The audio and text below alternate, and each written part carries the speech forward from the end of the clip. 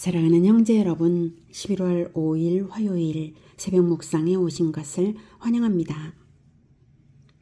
오늘은 사사기 11장 29절부터입니다. 11장에서 드디어 사사 입다가 등장을 했는데요. 길르앗의 방백들이 맹세한 대로 왕적 권력을 부여받아서 암몬과의 전쟁을 시작하게 됩니다. 입다는 먼저는 암몬 왕에게 사자를 보내서 무슨 명분으로 쳐들어왔냐 물었죠.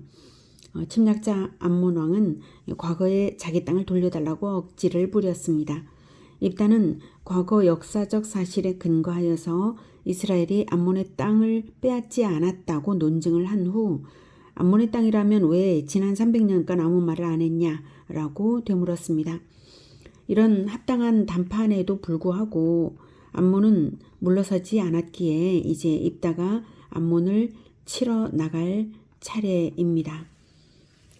29절부터 듣겠습니다. 이에 여호와의 영이 입다에게 임하시니 입다가 길르앗과 므낫세를 지나서 길르앗의 미스베에 이르고 길르앗의 미스베에서부터 암몬 자손에게로 나아갈 때에 그가 여호와께 서원하여 이르되 주께서 과연 암몬 자손을 내 손에 넘겨주시면 내가 암몬 자손에게서 평안히 돌아올 때에 누구든지 내 집 문에서 나와서 나를 영접하는 그는 여호와께 돌릴 것이니 내가 그를 번제물로 드리겠나이다 하니라. 이에 입다가 암몬 자손에게 이르러 그들과 싸우더니 여호와께서 그들을 그의 손에 넘겨주시매 아로엘에서부터 민닛에 이르기까지 20성읍을 치고 또 아벨 그라밈까지 매우 크게 무찌르니 이에 암몬 자손이 이스라엘 자손 앞에 항복하였더라. 네, 정말 이렇게 이제 항복한 이스라엘이 승리한 이것은 정말 기쁜 일인데요. 입다가 아주 큰 실수를 저질렀죠. 경솔하게 잘못된 서원을 하고 이 전쟁에 나섰습니다.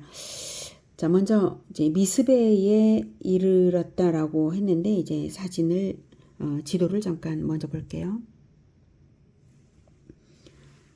네, 길르앗 사람 있다라고 했죠. 길르앗은 갓지파, 여기가 이제 갓지파거든요. 갓지파의 여기가 야복강이고요. 야복강 위쪽, 이쪽이 이제 길르앗입니다. 위쪽도 길르앗이라고 합니다. 그리고 이 부분을 이제 확장해 보면 이렇게 여기가 암몬이 있는 거죠. 여기가 암몬입니다.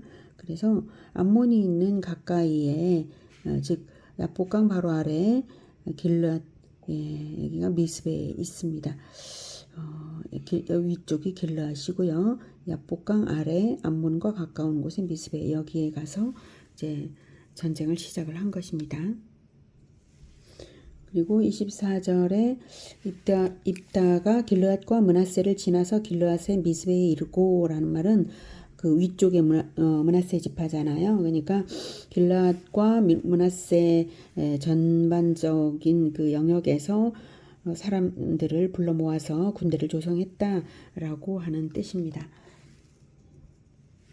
자, 그런데 이렇게 전투에 나가기 전에 이제 기도를 했어요. 30절에는.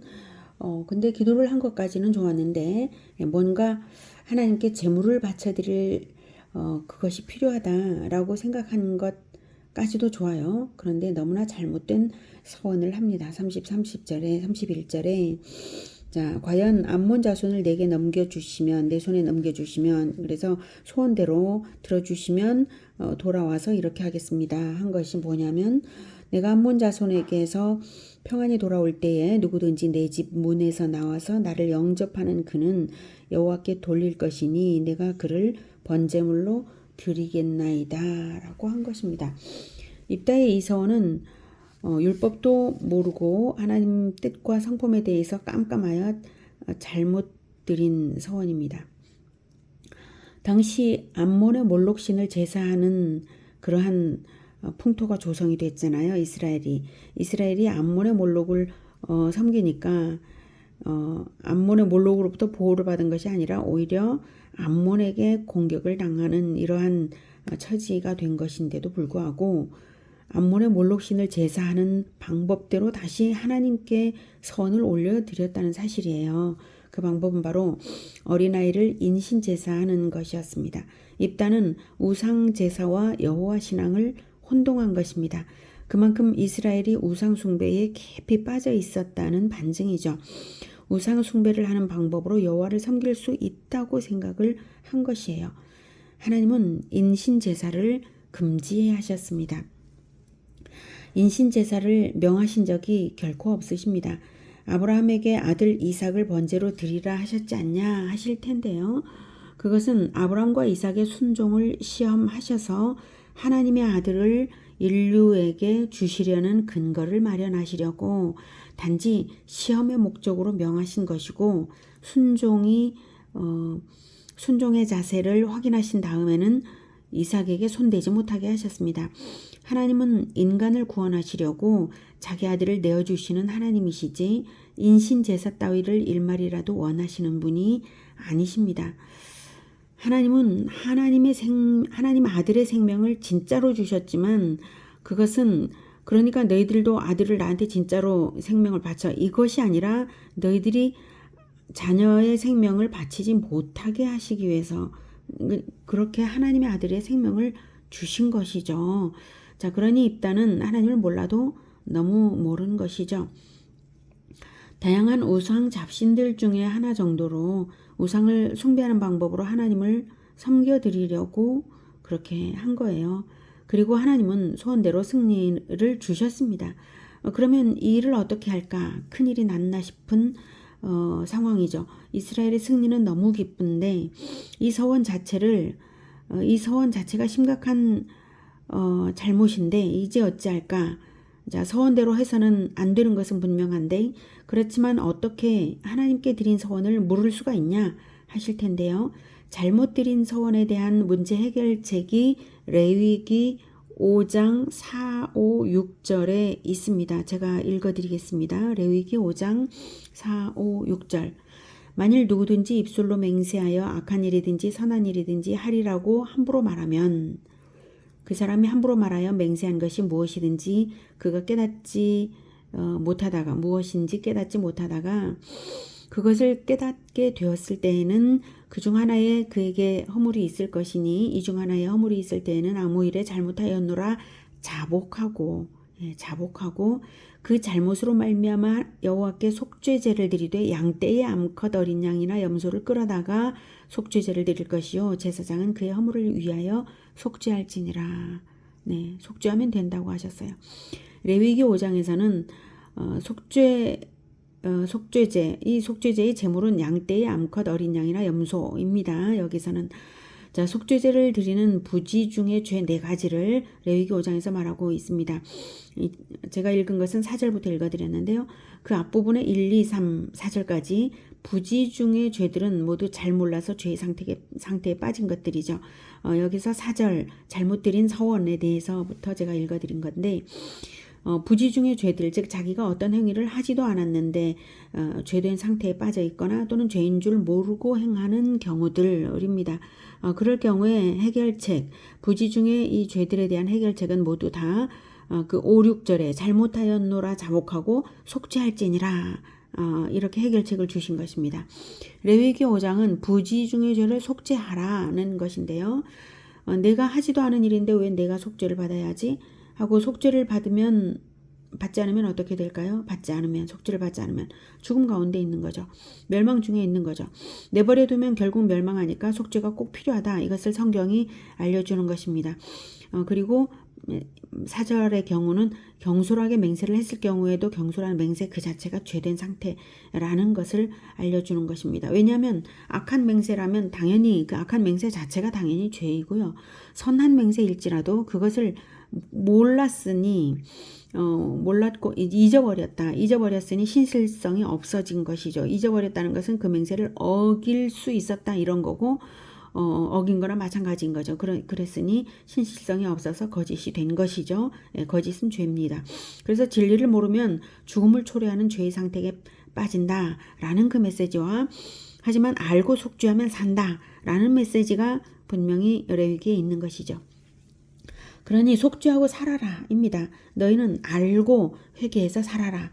죽음은 속죄 제물이 죽게 하라. 이 메시지가 제사제도 자체가 강력하게 말하는 핵심입니다. 하나님이 주신 그 짐승의 제사제도 자체가 극강의 은혜 시스템인 것입니다. 왜냐하면 속죄를 위해 하나님께 바쳐지는 제물은 흠없는 짐승의 피인데 그것은 미래의 그리스도, 죄 없는 하나님의 아들의 피로 예약한 것이거든요. 그 놀라운 은혜를 제사제도에 담고 하나님은 죄인들을 구원하시기 위해 제사제도를 주셨습니다. 그 제사제도를 제시하시는 근거에는 하나님과 미래에 죽으실 하나님의 아들 간의 언약이 있는 것이고요. 그래서 고의적으로 범죄한 것이 아니라면 죄를 알아차릴 때에 회개하여서 속죄의 제사를 드리면 자기 아들을 내어주신 하나님께서 받아주시고 죄인은 죄를 대속받아 그리스도의 백성으로 사는 것입니다. 이것이 제사 제도이고 잘못 올려드린 서원에 대해서도 해결책을 제시하셨는데 인신제사 금지하신 것을 몰랐던 입다가 잘못 드린 서원에 대해 해결책도 당연히 몰랐겠죠. 누군가 이스라엘 가운데 율법을 알려줄 사람이라도 있을까요? 일이 어떻게 될까요? 34절. 입다가 미스바에 있는 자기 집에 이를 때에 보라 그의 딸이 소고를 잡고 춤추며 나와서 영접하니 이는 그의 무남 동료라. 입다가 이를 보고 자기 옷을 찢으며 이르되 어찌할꼬 내 딸이여, 너는 나를 참담하게 하는 자요, 너는 나를 괴롭게 하는 자 중에 하나로다. 내가 여호와를 향하여 입을 열었으니 능히 돌이키지 못하리로다. 하니 딸이 그에게 이르되 나의 아버지여, 아버지께서 여호와를 향하여 입을 여셨으니 아버지의 입에서 낸 말씀대로 내게 행하소서. 이는 여호와께서 아버지를 위하여 아버지의 대적 암몬 자손에게 원수를 갚으셨음이니이다 하니라. 또 그의 아버지에게 이르되 이 일만 내게 허락하사 나를 2달만 버려두소서. 내가 내 여자친구들과 산에 가서 나의 처녀로 죽음을 인하여 애곡하겠나이다 하니 그가 이르되 가라. 하고 2달을 기한하고 그를 보내니 그가 그 여자친구들과 가서 산 위에서 처녀로 죽음을 인하여 애곡하고 2달 만에 그의 아버지에게로 돌아온지라. 그는 자기가 서원한 대로 딸에게 행하니 딸이 남자를 알지 못하였더라. 이것이 이스라엘의 관습이 되어 이스라엘의 딸들이 해마다 가서 길르앗 사람 입다의 딸을 위하여 나흘씩 애곡하더라. 입다의 딸은 마치 아브라함의 아들 이삭처럼 하나님께 자신을 드리는 것에 대해서 순종했어요. 그리스도의 순종과 같죠. 자, 그런데 여기서 너무나 이제 안타까운 것은 이 전쟁에 승리한 뒤 그가 자기 집에 도착했을 때, 입다가 자기 집에 도착했을 때 그를 처음 마중 나온 자가 하나밖에 없는 딸이었고 그제서야 자신이 잘못된 서원을 드린 것을 후에 막심하는 입다입니다. 종의 자식이 나왔다 한들 안 귀한 생명이 어디 있나요? 그저 한숨만 나오는 상황이죠. 아무튼 저질러진 이 일을 어이할고 한탄할 때에 딸이 말한 겁니다. 아버지의 서원대로 하십시오 해서 정말로 번제로 사람 태워서 드린 것입니다. 그리고 이스라엘 중 아무도 그 일을 가로막아 말린 사람이 없다는 사실입니다. 이것이 더욱 통탄스러운 것이죠. 누군가는 다시 인신제사를 드리겠다고 할 수 있지 않겠습니까? 아니, 이미 이스라엘은 암몬이 몰록 우상 숭배를 암몬의 몰록을 우상 숭배로 자기네들이 하던 터였어요. 그러니 암몬의 끔찍한 우상 몰록에게 끔찍한 인신 제사를 드리는 일이 이미 일어나고 있었던 그러한 세태였습니다. 얼마나 암흑 가운데 살고 있던 이스라엘인가요? 사사 입다가 성경을 깊이 알았더라면 레위기 5장 6절에 속죄제를 드리면 될 일이었고, 사람을 드린다고 서원할 경우 해결책이 또 있어요. 그게 바로 레위기 27장에 금전으로, 즉 속죄금, 속전으로 성소에 속죄금을 드리는 규례가 레위기 27장에 명시되어 있습니다. 입다는 그것을 몰라서 울면서 딸을 번제로 드렸습니다. 정말 기가 막히고 한탄스러운 어리석은 일이었죠. 레위기 27장 2, 3, 4절 제가 읽어드리겠습니다. 이스라엘 자손에게 말하여 이르라. 만일 어떤 사람이 사람의 값을 여호와께 드리기로 분명히 서원하였으면 너는 그 값을 정할지니 네가 정한 값은 20살로부터 60살까지는 남자면 성소의 세겔로 은 50세겔로 정하고 여자면 그 값을 30세겔로 하며. 네, 사람이 하나님께 잘못 서원하여서 사람을 드리겠다라고 했을 때는 그 값을 정하여서 돈으로 받아라 이거예요. 이게 레위기 27장입니다. 레위기 5장 6절을 몰랐다 해도 레위기 27장 2절을 몰랐다 해도 이스라엘이 출애굽 때에 모든 초태생을 드리라 명하신 하나님께서 가축들은 생명 그 자체를 받으셨지만 사람은 성전 봉사자로 쓰셨던 것을 깊이 생각하면 알 수 있지 않습니까? 사람으로 대속할 때 레위인으로 대속하되 성전 봉사자로 헌신하게 해라. 이렇게 하셨거든요. 레위인 중에 그 누군들 진짜 인신제사로 드려라 이러지 않으셨지 않습니까? 그것을 생각해 보면 인신제사를 금지하시는 하나님의 뜻을 알 수가 있습니다. 아니 더 거슬러 올라가서 아브라함에게 이삭을 번제로 드리라는 명령은 하셨지만 실제로는 최후의 순간에 중단시키시고 양으로 대속하게 하신 것을 보면 알 수 있잖아요. 입다는 원리를 몰라도 너무 모르는 것입니다. 이스라엘 과거의 역사는 잘 알았던 입다였지만 하나님의 말씀 속에 흐르는 참된 원리, 진리는 몰랐습니다. 그렇게 이스라엘이 성경을 몰랐기 때문에 사사시대에도 망했던 것입니다. 속죄제뿐만 아니라 모든 제사에 공통된 간절한 메시지는 죄는 죽음이다. 속죄가 없으면 죽음이다. 이것과 살아라. 너는 속죄하고 살아라. 성전 전체가 그것을 말하고 있다. 라고 해도 과언이 아닙니다. 오죽하면 하나님이 자기 아들을 보내어서 대신 죽게 하십니까? 너는 살아라 제발. 속죄하고 살아라. 하나님의 아들이 너 대신 죽으니 너는 짐승 제사로 그것을 기념만 하고 살아라. 이 절규가 바로 제사 제도인 것입니다. 모르면 죄를 짓고 모르면 속죄할 줄도 모르고 모르면 망하는 것입니다. 하나님은 구약 성경에 제사 제도를 주셨지만 사실은 제사 제도를 통해 진정으로 바라신 것이 하나님을 아는 것을 바라셨습니다. 호세아 6장 6절에 나는 인애를 원하고 제사를 원하지 아니하며 번제보다 하나님을 아는 것을 원하노라. 이렇게 말씀하셨죠. 번제를 드리면서 번제의 제사 제도를 주신 하나님을 제발 알라 이런 뜻이에요. 사사 입다의 경우를 생각해 보면 하나님을 알면 천국이고 하나님을 모르면 지옥입니다. 이스라엘의 사사조차도 그런데 현대 세계는 어떻습니까? 점점 하나님을 알아가고 있습니까? 모르고 있습니까? 점점 지옥이 되어가고 있지 않습니까? 과학은 발전될지라도 자살률은 더 높아지는 것을 보십시오. 현대인들이 살기 위해 진정 필요한 것은 과학적 지식이 아니라 하나님을 아는 지식입니다. 유대인들은 어떻습니까? 하나님을 제대로 알지 못했기 때문에 깊게 하나님을 알지 못했기 때문에 절반만 알았기 때문에 오히려 하나님을 왜곡하였습니다. 하나님의 말씀을 왜곡해서 그리스도를 죽여버렸습니다. 하나님을 온전히 아는 그 지식의 정수는 바로 예수 그리스도를 아는 것입니다. 요한복음 17장 2, 3절에 이렇게 말씀하십니다. 아버지께서 아들에게 주신 모든 사람에게 영생을 주게 하시려고 만민을 다스리는 권세를 아들에게 주셨음이로소이다. 영생은 곧 유일하신 참 하나님과 그가 보내신 자 예수 그리스도를 아는 것이니이다.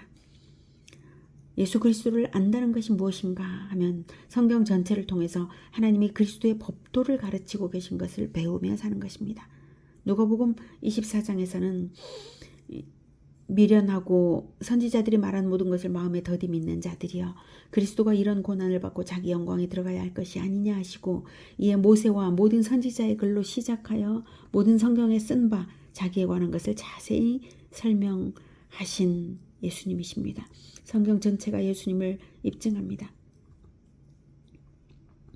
예수님을 아는 것이 진정으로 사는 것입니다.